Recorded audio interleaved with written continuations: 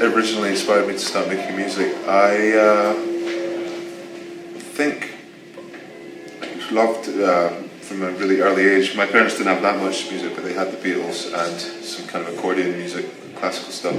And discovering my uncle's old 7-inch collection with a little gramophone at my granny's house in Oxford when we went down to visit, it was all Beatles, Rolling Stones, and subsequently, yeah, just became obsessed with Stone Roses. Was about the first band to really, over the time, to really get obsessed with, and then subsequently to that, kind of Bob Dylan, and then came quite late to electronic music. But it was something I always wanted to do, and it wasn't until I was about 22 or 23 I thought that I would actually try and make a record.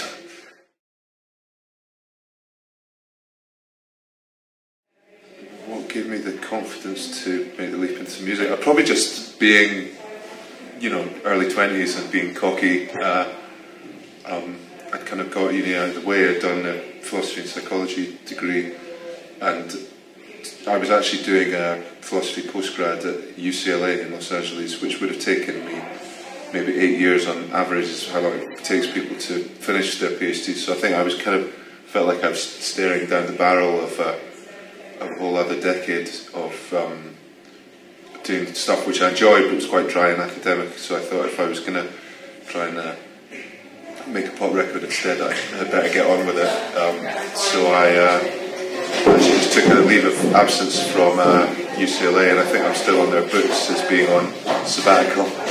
Although it's crazy because the people in that year of graduate students in the philosophy department, they're only now finishing and kind of getting jobs at other universities. So it's strange to think how different the last decade's been for me.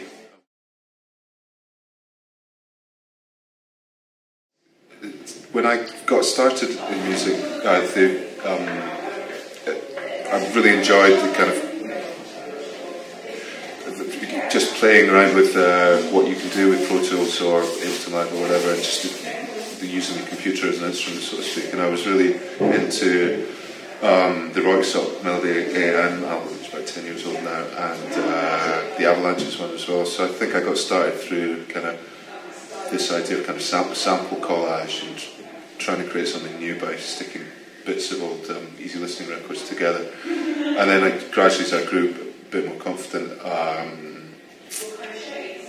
trying to make tracks with the sample removed altogether, or that didn't rely on samples to begin with in their construction. So I was quite pleased with my album, ancient as it is now. It's 8 years since it came out, but originally I'd set out to try and emulate the Avalanche or something like that, but we actually ended up with quite a lot less samples, and the most successful track was this ridiculous song called Drop the Pressure, which doesn't have any samples in it at all, so that was just as close to pure songwriting as I ever came. But it's obviously, it's a comedy track.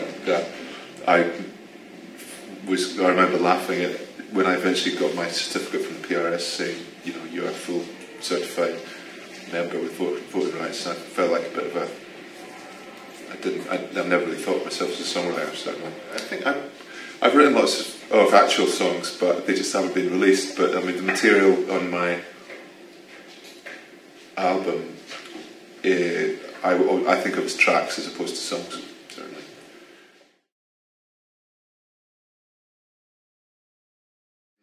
Yeah, with new and cheaper technology being so available to everybody, it's really hard to say whether it's resulted in upping the game and higher quality of music, or just a morass of too much material. And probably the boring answer is that it's a bit of both. And I think certainly I felt I was really lucky in terms of the timing of when I got into music. If it had just been a year earlier, I think I would have ended up with a Akai S950 sampler and an Atari running MIDI, and the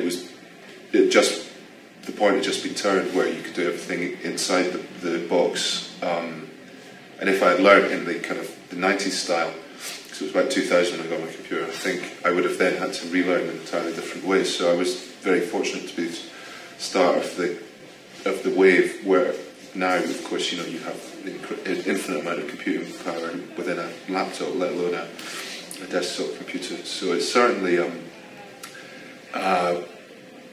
and that's been combined with the kind of cultural shift in the States, where it's gone from people not being particularly interested in making electronic music to the deadmau5 and Skrillex generation, which is then going to inspire literally millions more young kids to give it a go themselves. So, and that I put down almost entirely to the Daft Punk live show in Coachella in 2006, which I was lucky enough to be at the festival to see, and I think that totally changed Americans' perceptions of as to how cool electronic music can be.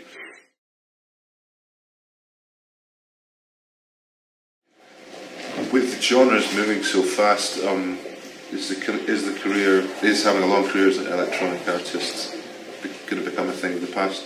Well, that would certainly give me a useful excuse to quit altogether. But I think it's interesting that quite often electronic artists have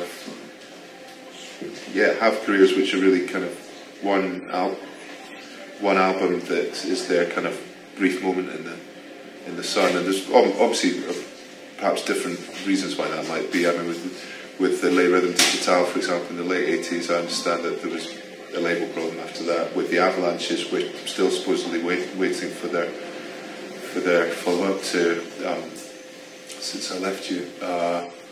And equally, ones that perhaps weren't quite so overground, like Metro Area was a tremendous album in the early noughties, and you still get the occasional Metro Area track, but they haven't attempted to do it all over again.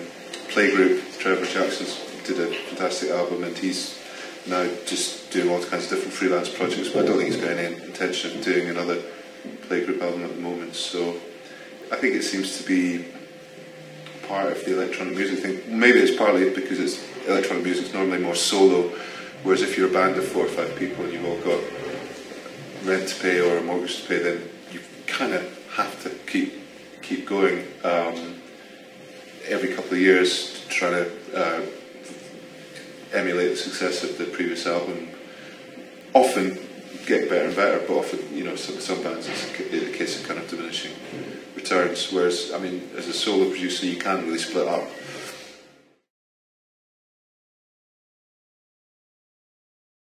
My plans for the immediate future are a few different projects. I'm hopefully shortly about to be able to make an announcement with some guys about a venue project, and also getting into promotions and things like that. I had a couple of glitches on the label side, which I'm not really at liberty to talk about, but that thankfully has been wrapped up. So it's obviously been an embarrassingly long time since I had any original material out, although there's been a bit of a deluge of remixes by me recently.